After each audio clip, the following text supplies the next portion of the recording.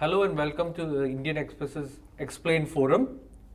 Today we are talking about India's clean sweep in the series against South Africa, and more importantly the fact that the Indian team now has a substantial lead in the World Test Championships. I have with me Sandeep Ji, who travels a lot in India and abroad to cover the Indian team.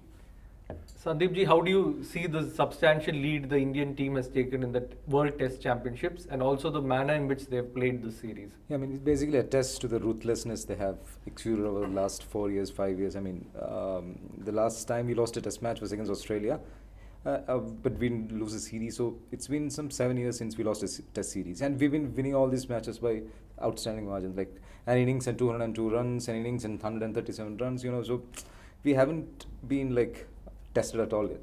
So this huge margins we are talking about, it almost seems like it's so huge that the other team is just out of the equation, like you saw in the series against South Africa. By the second day, you knew which way the test match was going, except probably in the first test. Yeah. So what do you attribute that to? Could you just talk about to use a cliched word, positives from the series, because it's been largely positive. Everything. The biggest positive obviously is Rohit Sharma's batting. Opener. This have not been the greatest of conditions to test your batting, but still, to crack 300s in 4 innings as the first time you're a test opener, it's with the Duke ball swinging a bit. It's not easy. So that should be the biggest takeaway of this series. Rest of them all just fell into place. That was only weak spot we had in the last 2 years, 3 years since Murli Vijay started to lose his game. So that's the biggest takeaway. So Rohit Sharma being converted to an opener, we have seen another opener someone like Sehwag also doing that in the past. Yeah. But don't want to compare Sehwag and Rohit Sharma because they're completely sort of different players. Yeah. But in a way, the way Rohit played, the strike rate at which he played, that has a huge impact on the rest of the lineup. When Sehwag was playing, he would score maybe 80-90 runs before lunch. Yeah. And he's blunted the new ball attack. Sharma's doing a similar thing? Yeah, Sharma, we all know, is a very destructive batsman. The only thing was that when he came at number 6, number 5, he was batting a little too low for his spot. He admitted that also, because number 6, you bat with the tail. You sometimes you have to accelerate. Sometimes you have to kind of build the innings. Sometimes you're coming at 50 for 4. Sometimes you're coming at 500 for 4. So that flexibility Sharma's game didn't have. Now he was admitted after the first test 100 first test 100 as an opener that there's more clarity to his role. So he knows what he's doing. He into 5-6 overs, give it to the bowlers, and then just accelerate, just play the usual game. So I think he looks apart. True. And also a little bit about the bowlers, because they have contributed a lot in terms of especially the way Shami and Umesh have bowled in subcontinental conditions on pitches which traditionally haven't given any assistance to fast bowlers. We have seen largely fast bowlers just being used to bowl the first 4-5 overs and then the spinners coming on. But here they have created a huge impact, the fast bowlers. And it hasn't. And why have they been successful? It's not a case of suddenly we are making green tops. All these 3 tracks were typical subcontinental wickets, Pata tracks. There was hardly any assistance off the surface, but what they could do is they are wonderful in manipulating the seam conditions. Hit the seam, make it jack back, make it hold its line. It's Shami basically does it with his beautiful wrist. He doesn't snap the wrist. He kind of just hits the seam, that's also his beauty of his release point. So with that, he was able to get marginal away movement after pitching on off stump. So the biggest difference between the way South African and Indian bowlers bowled, Indian bowlers bowled on the stumps. They didn't try to bowl the 5th stump, 6th stump line and try to tempt batsmen into playing a drive or playing a cut. It was just straightforward cricket. Bowl the stumps, beat batsman by pace, beat batsman by slight away movement. And of course, once the ball started reverse swinging, they're pretty good at that. So this seam bowling attack which we have, we suddenly have an abundance of riches. This is a series in which we didn't have Jasprit Bumrah, a strike bowler. Yeah. Bhuvaneshwar wasn't there. Yeah. But still, someone like Umesh Yadav, who was sort of struggling to make it to the playing 11 because we had such a good bowling lineup, came in and he delivered the goods in the way in which he bowled. Like what was it that made him effective, Umesh Yadav? Like Umesh, he's been playing some 40 tests, so it's time that he got a little mature. I mean, he is in fact a lot mature. I mean, so he knows what lengths to bowl, and he knows that, unless you seize the opportunity, you are out of the equation. So, I mean, this is the case with India's bowling depth. So, I mean, you get an opportunity, you have to make the best of it to be relevant and, you play more test matches. So going back to the World Test Series, Test Championships, India has taken a huge lead. India is on 240 points. Yeah. The second best is New Zealand on 60.